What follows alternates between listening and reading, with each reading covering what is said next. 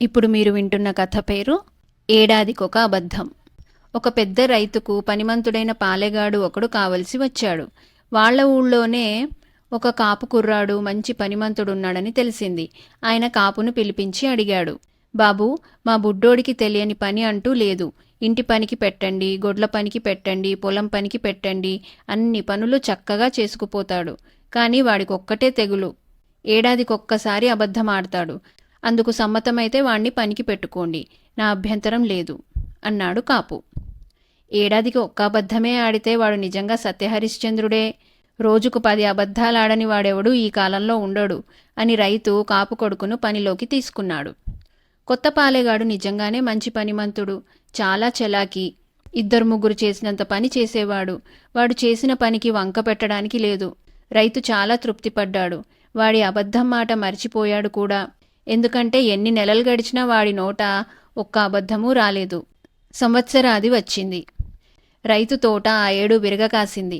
తోటలో పనులు ప్రారంభించే తరుణంలో రైతు ఇంటి వద్ద ఏదో మర్చిపోయి దానికోసం తన పాలెగాణ్ణి పంపాడు. రైతు ఇల్లు అంత దూరం ఉందనగా వాడు పెద్ద పెట్టున శోకాలు ప్రారంభించాడు. జనం పోగయ్యారు. రైతు భార్య తన పిల్లలతో సహా ఇంట్లో నుంచి బయటకు వచ్చి, ఏం జరిగిందిరా అని ఆత్రంగా అడిగింది. అయ్యో యజమాని, తోట ఇంటి దొడ్డి గోడ అని పాలెగాడు మరింత పెద్దగా శోకాలు పెట్టాడు. ఏం జరిగిందిరా, గోడ విరిగి ఆయన మీద పడలేదు కదా అన్నారు నలుగురు.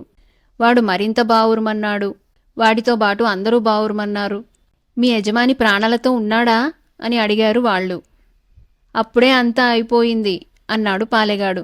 ఇంటిల్లిపాతి శోకాలు పెట్టారు. రైతు భార్య తన గాజులన్నీ పగలగొట్టుకుంది, జుట్టు పీక్కున్నది.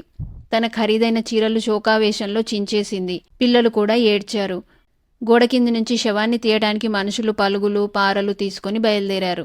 వారి వెంట రైతు భార్య పిల్లలు కూడా బయలుదేరారు. వాళ్లకన్నా ముందుగానే పాలెగాడు తోటకు పరిగెత్తుకుపోయాడు. దారిలో వాడు నెత్తి నిండా మట్టి చల్లుకొని, అయ్యో అమ్మగారు, ఇంకెక్కడి అమ్మగారు అంటూ పెద్ద పెట్టున శోకాలు పెట్టుకుంటూ వెళ్లాడు.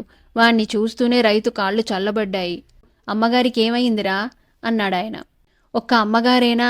పిల్లలు? అందరి పని అయిపోయింది. ఇల్లు విరిగి అందరి మీద పడింది. వాళ్ళు మన ప్రపంచంలో లేరు. వాళ్ళని చూడలేక పారిపోయి వచ్చాను అన్నాడు పాలెగాడు మరింతగా శోకాలు పెడుతూ. రైతు కాళ్ళు గజగజలాడుతూ పడుతూ లేస్తూ ఇంటికేసి బయలుదేరాడు.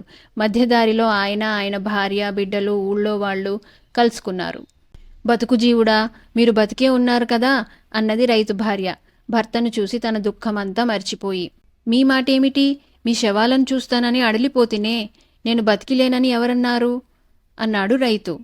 ఆ పాలెగాడు వెధవే అని భార్య చెప్పింది. ఇంకేం, మీరీ ప్రపంచంలో లేరని, మీ అందరి మీద ఇంటికప్పు విరిగిపడిందని వాడే చెప్పాడు అన్నాడు రైతు. ఆయన పాలెగాణ్ణి పట్టుకొని, దొంగ వెధవా, ఎంత అల్లరి తెచ్చిపెట్టావు, చూడు నిన్నేం చేస్తానో అన్నాడు కోపావేశంతో. నన్ను మీరేమీ చేయటానికి వీల్లేదు. నేను ఏడాదికొక్క అబద్ధం ఆడతానని మా అయ్య ముందే మీకు చెప్పాడు. మీరందుకు ఒప్పుకొనే పని ఇచ్చారు. అది కాక నేను ఈసారి సగం అబద్ధమే ఆడాను. కావలిస్తే విచారించండి అన్నాడు పాలెగాడు. ఓరి నీ సగమబద్ధం చట్టుబండలుగాను, దాంతోనే ఊరంతా ఒక కొలిక్కి తెస్తివే, పూర్తి అబద్ధంతో ఇంకెంత చేసి ఉండేవాడివో అంటూ రైతు పాలెగాణ్ణి పనిలోంచి తీసేశాడు.